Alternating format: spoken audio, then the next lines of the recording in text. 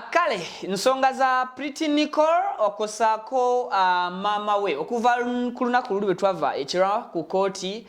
ne tubatuusako updates era ne mukitegera nti Kafta omukuba ne banna abalala bakyanoonyezebwa ye Kafta yasindikibwa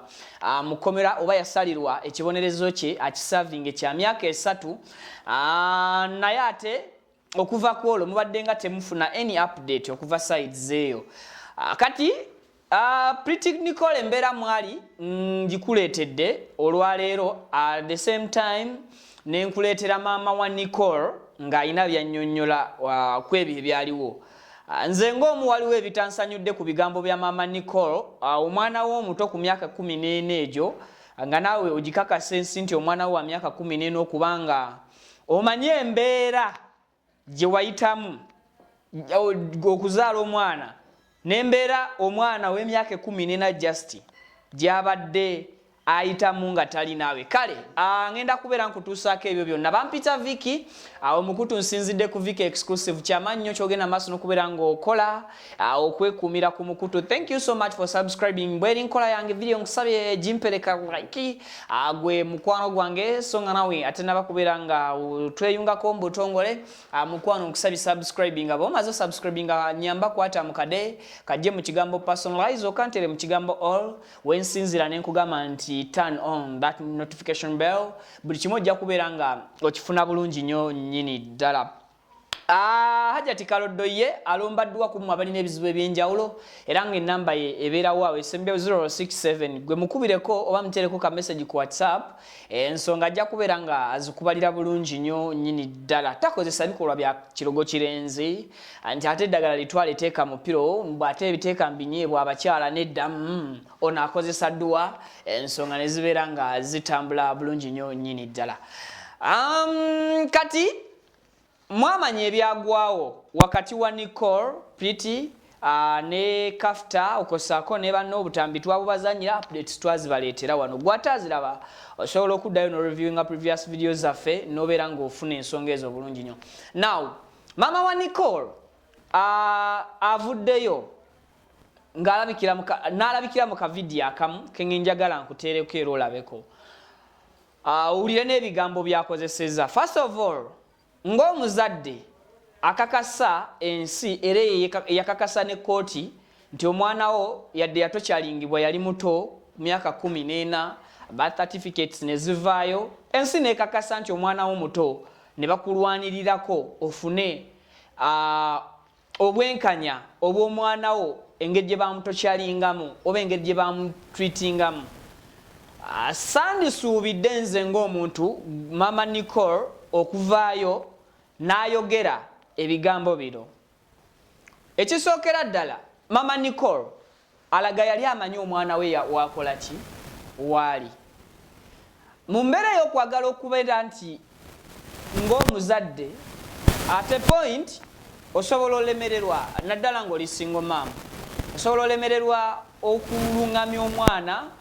mu mbeera emu oba endala ng'ate omwana boddeyo olaba ekuze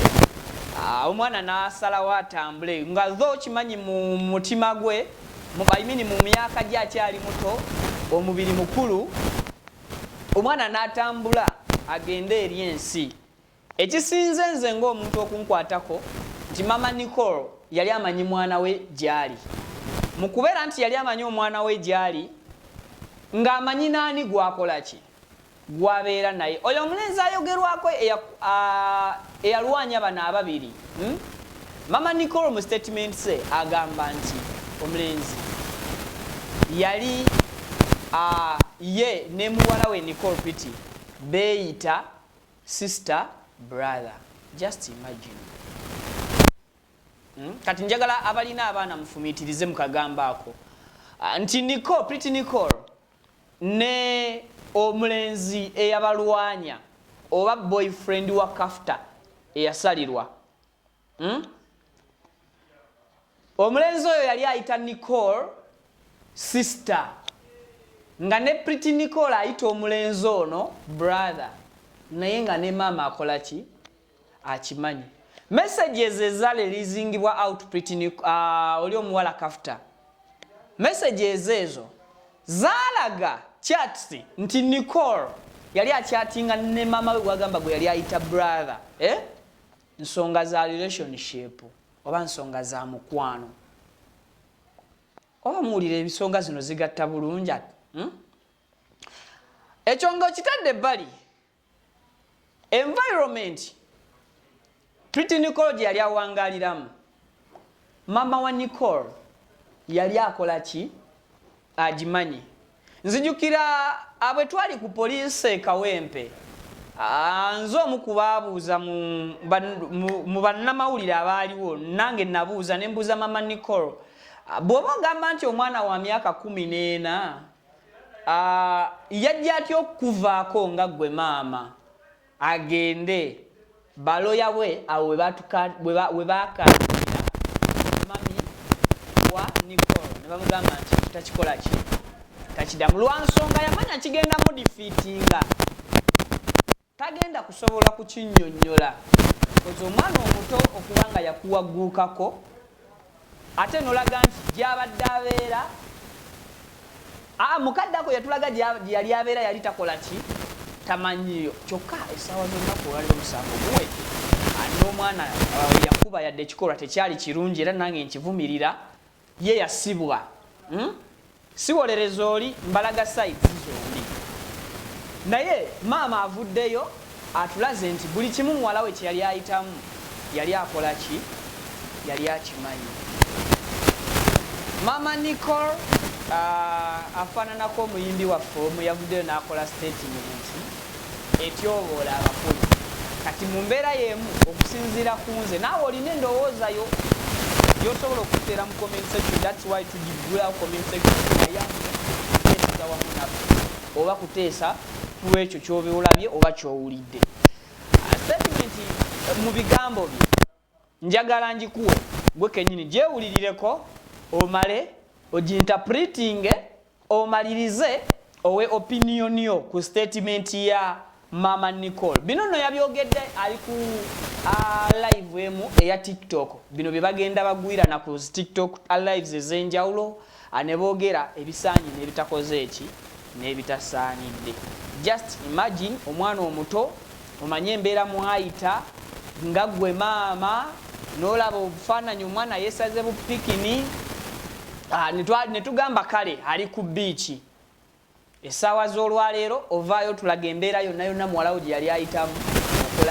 baleme namusiba bbanga ddene kubanga ye Pretty we yatuuka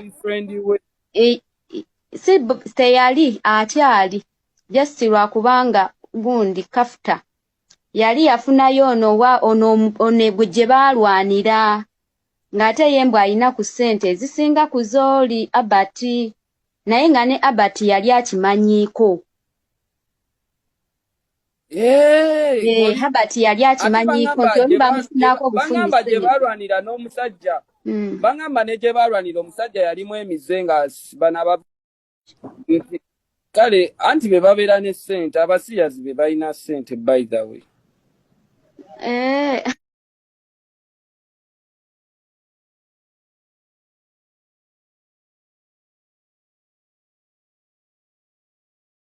Ebyo sirina kyembimanyi sijja kutegeeza wama Abati yali boyfriend wa Kafuta. Ye yali boyfriend we. Kati bw'okujja ku kooti n'atugamba n'atulimba mbuno n'atulimba ye yali yeeyita mwannyina. Ye yali yeeyita mwannyina we yeeyitanga brother we. Yali yeeyitanga brother we. Kati abali ku live sokwamu babuulire embeera ya Nicole gyalimu abantu wano bamwagala bane abantu bagala Nicole waneeno naye nga beeyanzizza nnyo bakuwano mwenna abali eyo sookera ddala kwebaza Mr. Prince weebale nnyo musajja wattu tovanga ku mulamwa bambi weebale nnyo weebale ddala Mukama akikubalire nga nabatwaladde Dubai. Mukama akikubalire bambi gwe. Bannaayi otubeereddewo okuva lwe byatandika era twebaza abantu mwenna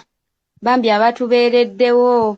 ababadde mugoberera omusango guno newankubadde ffe omwana we yatuuka ku kkooti kati kambabuulire ekyaliwo bwe yatuuka walaba embeera gye yajjiramu bwe yatuuka bw'ati ku kkooti omwana n'abriefingibwa eyali looya we bwe yabriefingibwa looya we Nicole yakaaba ku lw'ensonga ye yali tali redde kusalawo ebyo bye baagira kafuta ffe twali tetukyagala naye looya ye we yamukwata yamubriefinga ng'amugamba gwe bwe bakubuuza nti kafuta oyagala bamuwa ekibonerezo kiyogera nti njagala bamusibe emyaka 5 naliwo nkyogera nga nkimanyi ate nze omwana ne mmukoonako bw'ati ku lw'okuba yali bambi atuuseemu leeti ffe ne tubasooka okujja ng'atuuseemu leeti ng'ayina